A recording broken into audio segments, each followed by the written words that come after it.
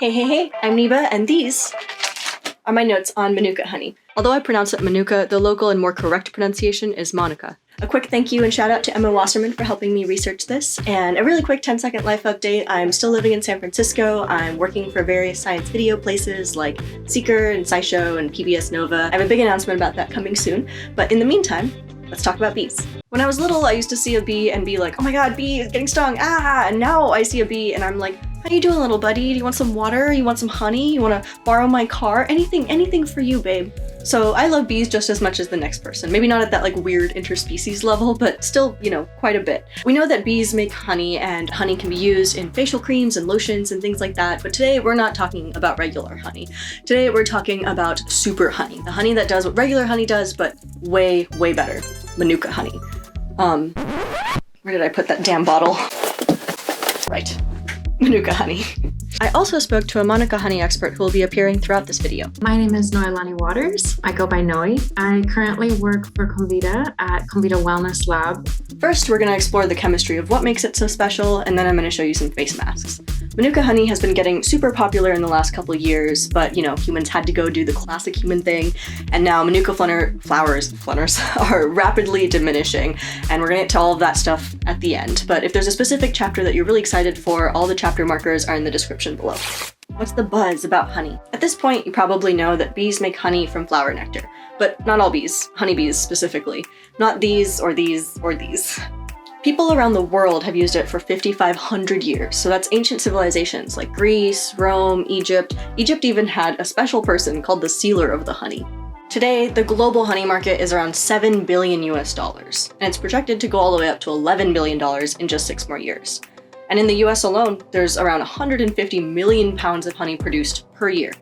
Honey's really great for like food and skincare, but it's also really great for medical uses. Everything from like sore throats all the way to like worm infestations and everything in this list I'm putting right here. All honey is antibacterial, but manuka just has quite a step above that. Sticky, sweet, good to eat, manuka honey is quite a treat. Just like the name suggests, manuka honey is made from the nectar of the manuka flower, which is mostly found in New Zealand. So this stuff has extra powerful properties, like soothing your skin even more than regular honey. It helps draw in moisture, which actually makes it really ideal for face masks that usually are kind of drying. Eating it can even help your immune system. It's also antibacterial, antimicrobial, so if you apply it to like cuts and scrapes and burns, it'll help speed up that healing time and reduce any risk of infections. This all sounds really great, so what's the catch? Well, it's pretty expensive. But the real catch is that the manuka flower is only open for less than 2 weeks out of the entire year. So that's like 10 or something days for the bees to go in there and get that nectar. Once the honey is harvested from the hives, it has to go through laboratory testing. And it is the only honey in the entire market that has to go through this. But that's because manuka honey has some special chemicals. And I don't mean like chemicals, because everything is a chemical. Honey has an enzyme called glucose oxidase. And glucose oxidase breaks down sugars and makes hydrogen peroxide, which is kind of like a bleach, and that's what makes honey very antimicrobial. Manuka honey has this too, but the nectar of the manuka flowers also has DHA, and DHA spontaneously dehydrates to form MgO, and that's what makes manuka honey so much more powerful. There's been a lot of research that has gone into the potency of these compounds, and especially MgO. The research is very strong for fighting infection on the skin. The manuka honey is specifically very potent. It's really antibacterial ultimately, and so that serves an amazing purpose in healing skin, open wounds and burns, eczema and cuts. The higher the concentration of these chemicals, the more effective that honey is going to be, but also the more expensive it's going to be. Hey, at least the manuka honey is getting tested for these chemicals, so you're actually getting what you paid for. The unique manuka factor will dictate how potent it is and how much of these compounds are present. Masks from manuka. UMF levels range from 5+ all the way up to 25+, but for skincare, 5+, 10+ is fine. So let's go make some face masks.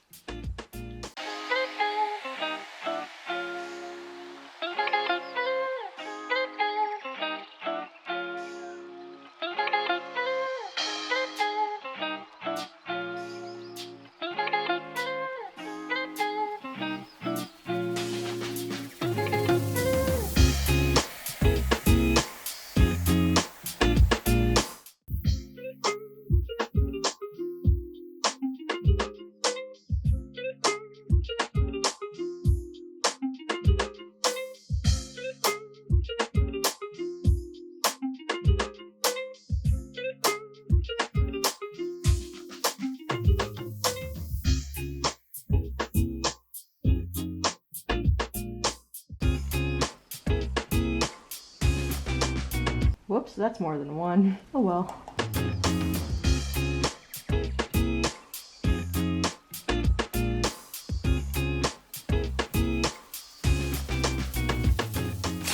There's always a stinger. Humans always gotta take a good thing and ruin it. So at the start of this video, I kind of mentioned that the bees and the manuka flowers aren't exactly flourishing the way that they used to. Huge swaths of manuka forests and native forests were cut down and burned over many, many different decades. The development of farms damaged a lot of those forest spaces and wetlands.